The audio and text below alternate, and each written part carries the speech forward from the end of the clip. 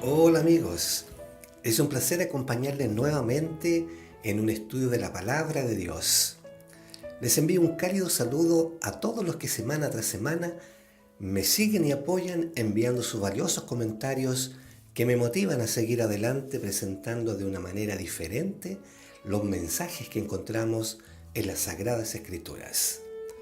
Bienvenidos a Orientaciones para Maestros de Escuela Sabática. El tema de hoy se titula La autoridad y el Evangelio de Pablo y está basado en el capítulo número 1 de la Epístola a los Gálatas.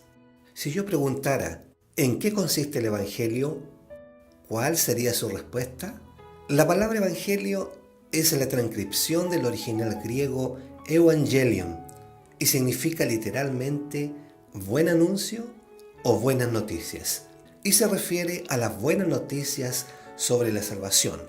Así que cuando hablamos del Evangelio de Pablo, nos estamos refiriendo al mensaje que entregó Pablo acerca de cómo el hombre puede ser salvo.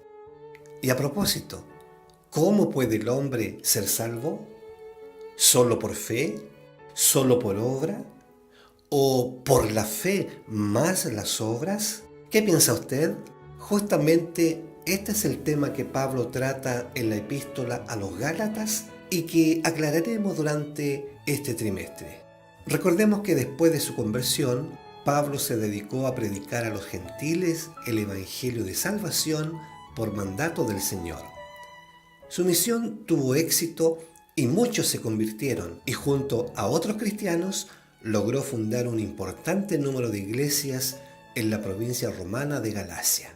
Pero pronto su mensaje comenzó a ser desafiado por falsos maestros judaizantes que insistían en que los gentiles también debían ser circuncidados antes de poder ser miembros de la iglesia naciente. Los judaizantes pensaban que el evangelio solo debía ser predicado a los judíos, pero si algún gentil aceptaba el mensaje, tenía que ser circuncidado y adoptar las leyes judías. Además, estos falsos maestros, para restarle méritos al ministerio de Pablo, cuestionaron su apostolado, sugiriendo que su mensaje era diferente al de los apóstoles establecidos por Jesús y que él nunca tuvo contacto con Jesús y su trabajo no había sido ordenado por el Salvador como lo habían sido los apóstoles originales. Pablo, inspiradamente, vio que estos argumentos eran un ataque a la esencia misma del Evangelio. Así que tuvo que responder. Y la respuesta es la carta a los Gálatas. Pablo era un misionero por excelencia, era imparable. Su objetivo era entregar el Evangelio a todo el mundo conocido, y para ello realizó varias giras misioneras fundando iglesias por donde quiera que pasaba.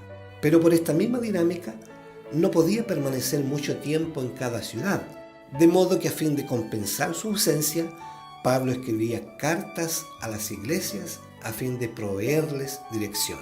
El formato básico de las cartas de Pablo incluía, número 1, un saludo inicial que mencionaba el remitente y los destinatarios. Número 2, luego incluía una palabra de gratitud. Número 3, para enseguida pasar al cuerpo principal de la carta. Y por último, número 4, una conclusión final. Esto usted lo puede comprobar al comparar varias de sus epístolas. Sin embargo, la epístola a los Gálatas contiene varias características únicas que no se encuentran en las otras epístolas de Pablo. Haga el ejercicio usted mismo y tome algunos minutos para comparar la estructura de algunas de las cartas del apóstol, como por ejemplo las escritas a los Efesios, Filipenses o Tesalonicenses. ¿A qué se deben estas diferencias? Justamente a la problemática que quiere corregir. Es por eso que ni siquiera se da tiempo para agradecer o felicitar a sus destinatarios como lo hacen en otras epístolas. Lo primero que dice Pablo es: Pablo, apóstol, no de los hombres, ni por hombre, sino por Jesucristo y por Dios el Padre, que lo resucitó de entre los muertos.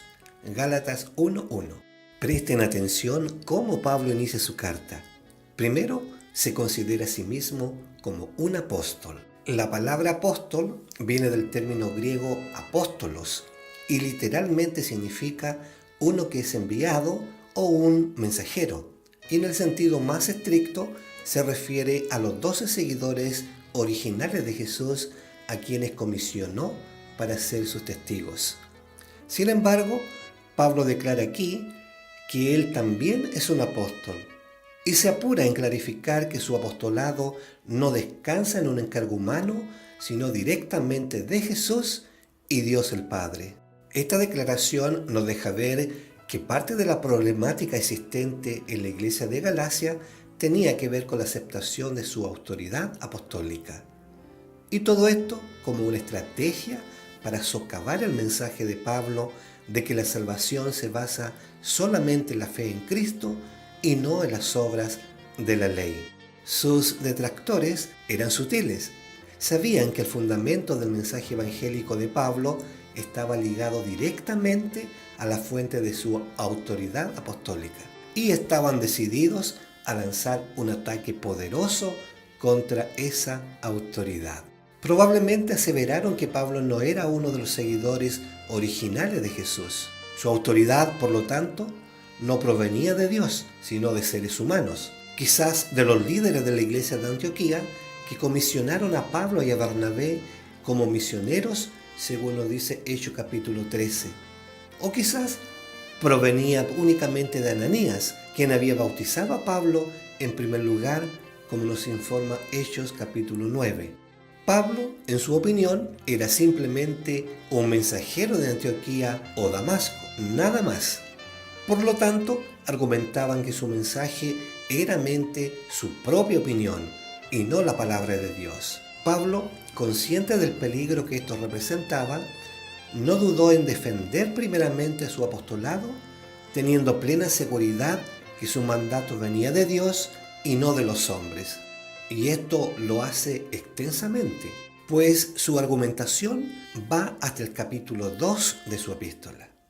Pero además de esto, también defiende en forma clara y concisa la naturaleza del verdadero evangelio, recordando que el Señor Jesucristo se dio a sí mismo por nuestros pecados para librarnos de este presente mundo malo, nos dice en Gálatas 1:4, y resucitó de entre los muertos, nos plantea en Gálatas 1:1.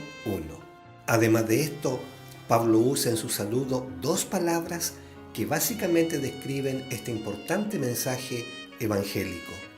El versículo 3 dice: gracia a vosotros y paz de Dios el Padre y nuestro Señor Jesucristo. Noten que la gracia y la paz que desea para sus lectores no provienen de Pablo, sino de Dios el Padre y del Señor Jesucristo.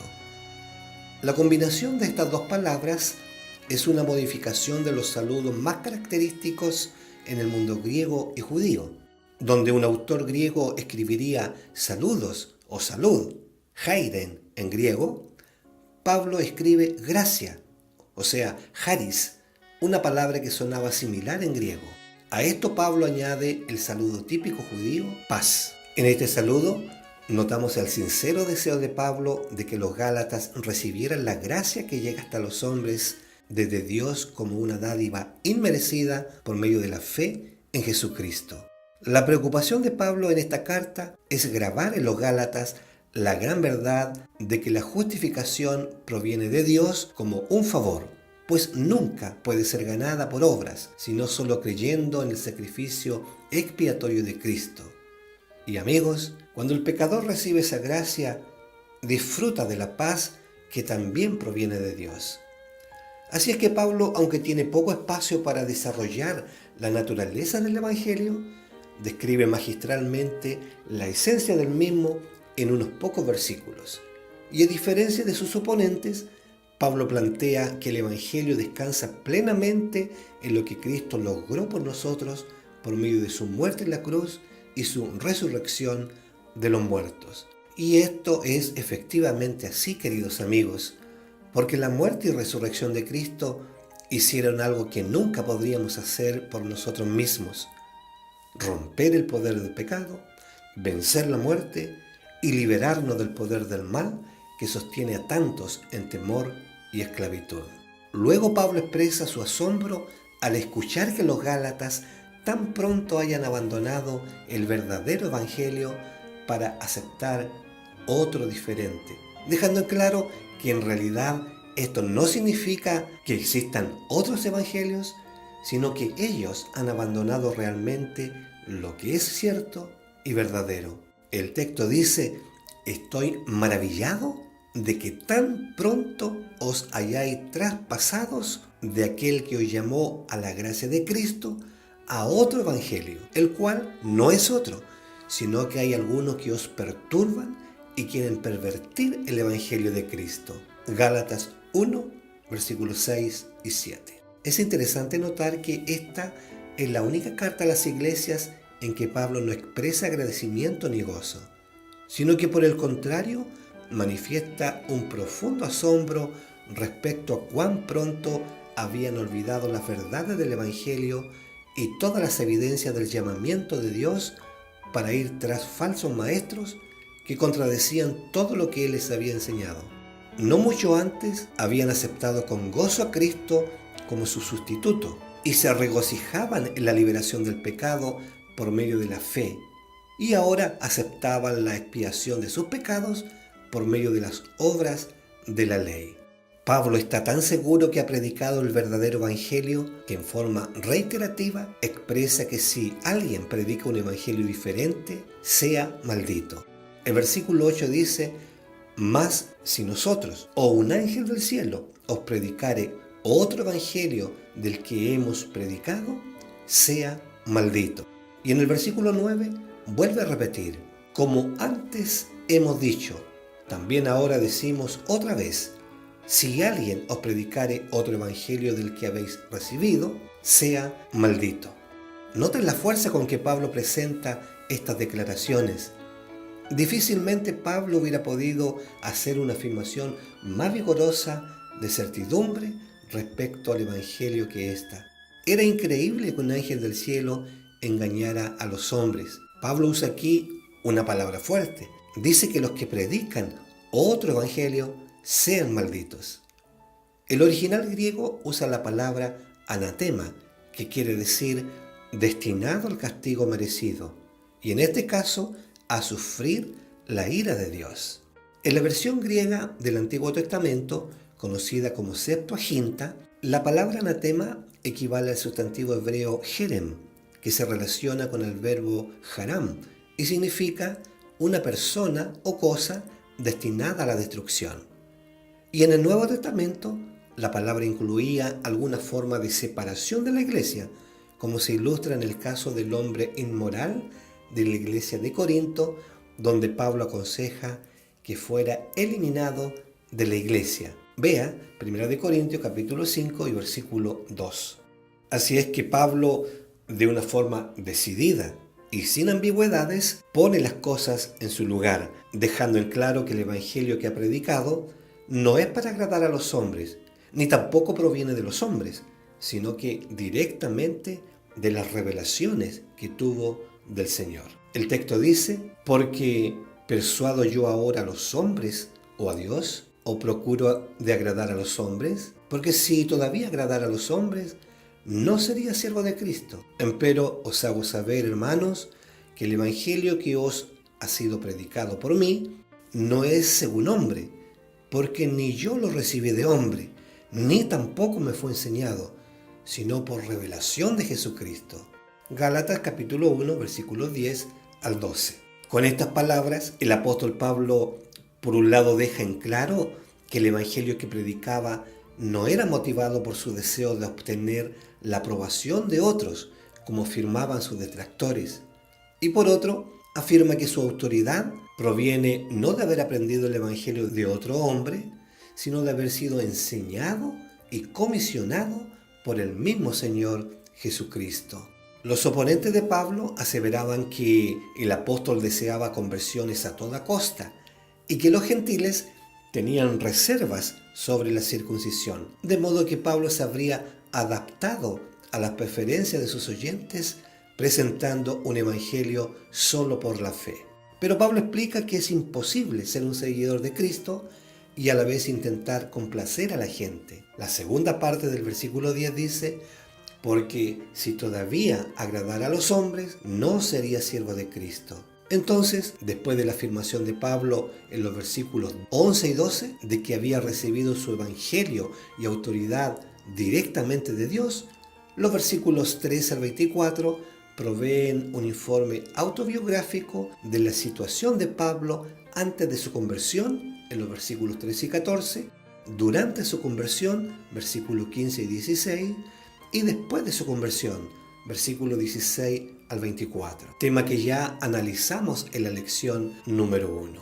Es importante que usted lea estos textos que nos ayudan a recordar desde el punto de vista de Pablo la impresionante conversión del celoso y devoto judío Saulo de Tarso en el gran apóstol de los gentiles. Apreciados amigos, a modo de resumen, podemos decir que, número 1, los falsos maestros en Galacia estaban intentando socavar el ministerio de Pablo al afirmar que su discipulado y mensaje evangélico no provenían de Dios. Número 2, Pablo confronta ambas acusaciones en los primeros versículos de su carta a los Gálatas. Número 3, valientemente declara que hay un solo medio de salvación y que ésta es solamente por la fe mediante el sacrificio expiatorio de Jesús y su resurrección de entre los muertos. Y número 4, Pablo relata cómo los eventos que rodearon su conversión demuestran que su llamamiento y evangelio provenían directamente de Dios. Esto es todo por ahora, amigos. Mi deseo es que tengan un lindo estudio con sus alumnos y que juntos podamos continuar analizando el glorioso evangelio de salvación presentado por el gran apóstol Pablo en su carta a los Gálatas. Un fuerte abrazo para cada uno de ustedes y si Dios quiere, nos encontraremos en un nuevo estudio de la Palabra de Dios.